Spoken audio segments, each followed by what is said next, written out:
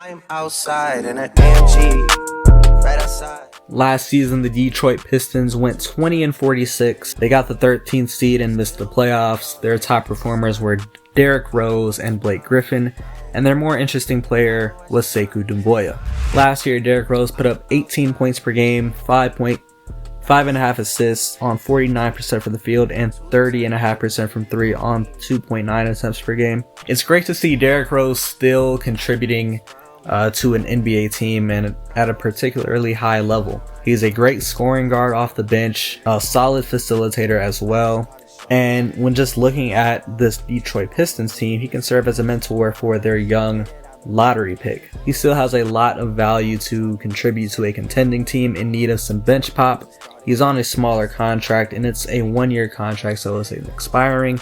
And Derrick Rose has been relatively healthy these past couple seasons, so that doesn't really serve as a red flag for contenders not wanting to trade for him. Blake Griffin in 18 games last year put up 15.5 points per game, 5 rebounds, 3 assists on 35% from the field and 24% from 3. Oh man, this is really gonna muck up his basketball reference when we look back at Blake Griffin's career. Because yikes, this was a horrible year for him. I mean, I say year, it was only 18 games, but he just wasn't himself. He was still obviously hampered by the injury he suffered in the 2019 playoff run. I don't remember if he re-injured it or he came back too early. I forgot what the exact answer to that was, but long story short, it didn't allow Blake to play like the Blake we all know. And it's really sad because he literally had the best year of his career in 2018 to 2019. Even better, statistically, even better than his peak days in the Clipper uniform. He was hitting threes at a high rate, and he was unleashed as a playmaker, and he was still finishing at the rim at a high level. So hopefully he can get back to that Blake Griffin that we saw, but I don't know, it's not looking too good.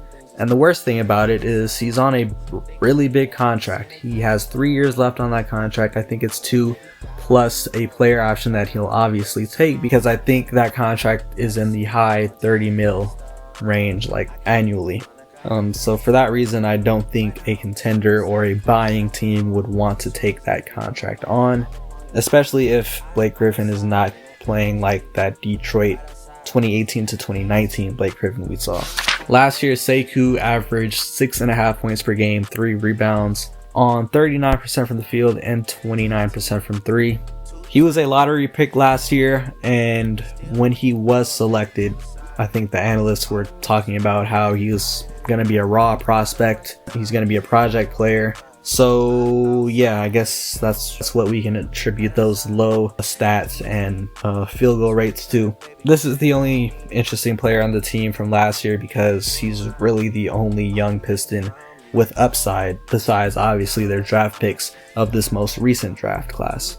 In the offseason, I don't know if you say the Pistons had a bad offseason, but they made some interesting decisions. Let's just keep it at that. In the trade market, they got Trevor Ariza, the 16th pick, and a future pick from Houston, future second round pick, and some cash for Christian Wood.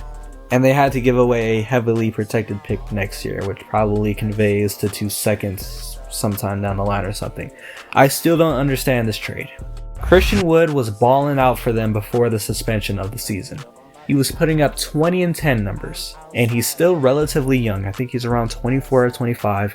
And that season, that small amount of games that he played on the Pistons when he was put into the starting lineup was like his first time getting a significant amount of minutes. He was putting up 20 and 10 numbers, and they traded him away when they easily could have re-signed him, because they had the cap space to do so, but they used that money somewhere else that we'll talk about. And he was a center that could maybe play next to Blake Griffin, maybe. It would probably be bad defensively, but I mean, you're just trying to develop and honestly trying to tank and get a high draft pick for the 2021 class.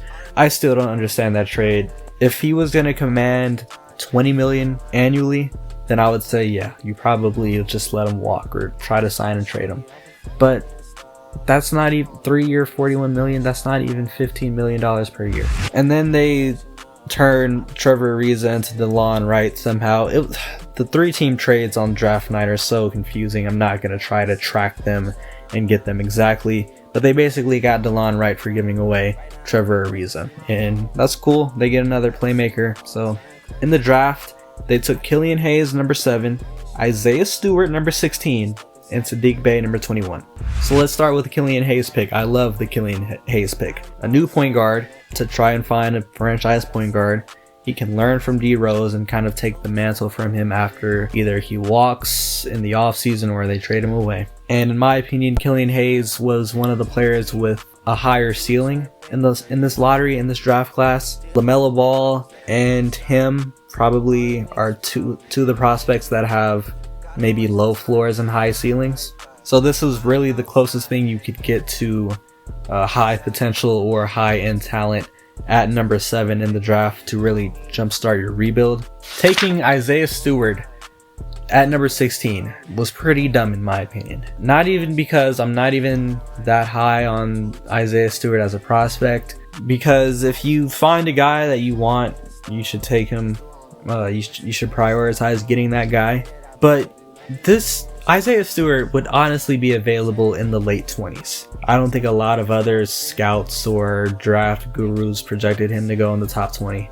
But at 21, they took Sadiq Bey, a 3 and D forward. I think that's pretty good value there. In free agency, they signed Jeremy Grant, Mason Plumlee, Josh Jackson, and Jahlil Okafor. Jeremy Grant on a 3-year, $60 million deal. This is a reach. This is quite a reach. I know Jeremy Grant had good moments in the playoffs, especially against the Clippers, especially against the Lakers, but still, 3 years, $60 million, $20 million per year. You give $20 million per year to somebody you think can provide something valuable on the offensive end, not just being a role player catching and shooting or catching and driving, somebody that can do something on ball, I should say.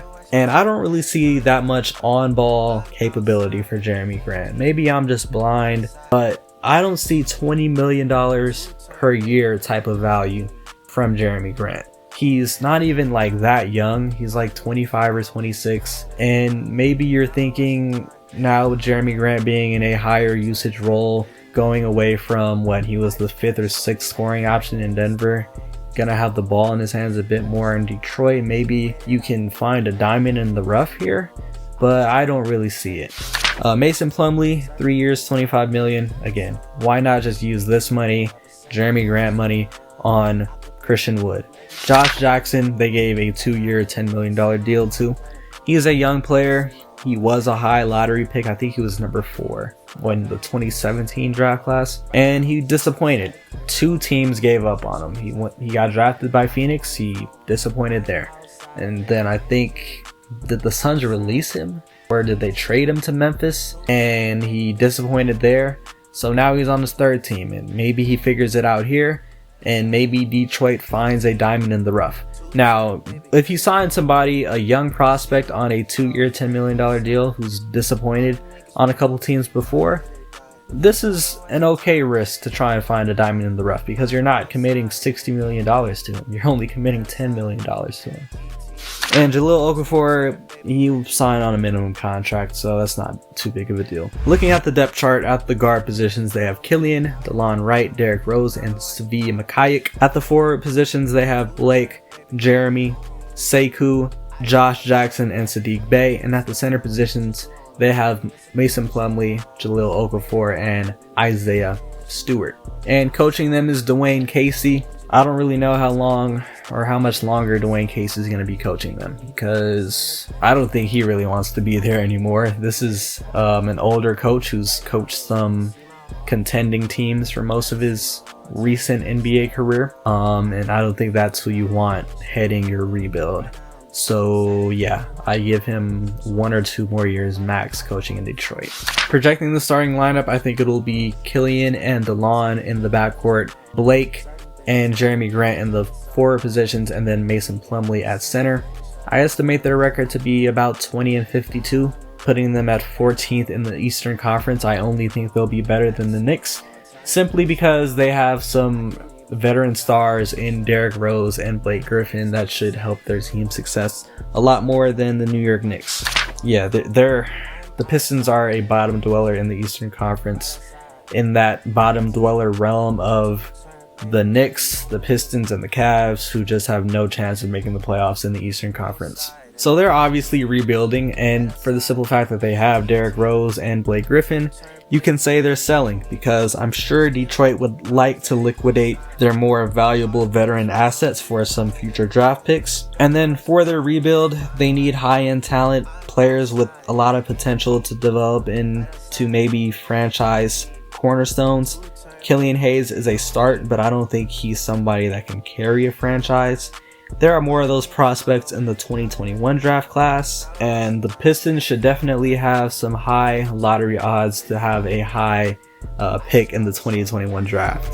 Detroit's offseason was questionable. They had a young center that could score inside and out, but they signed and traded him for a mid-teens pick and used it on a prospect that was projected to go in the late 20s. Also, they used money on Mason Plumlee and Jeremy Grant when it could have been used on Christian Wood, a young emerging center who was putting up 20 and 10 before the hiatus. However, the Pistons made solid selections on Killian Hayes and Saddiq Bey, who should be productive pieces to start a rebuild. Detroit was in NBA purgatory for about half a decade. Now, at least it seems like they're attempting to break out of it. Two-turn, baby girl, you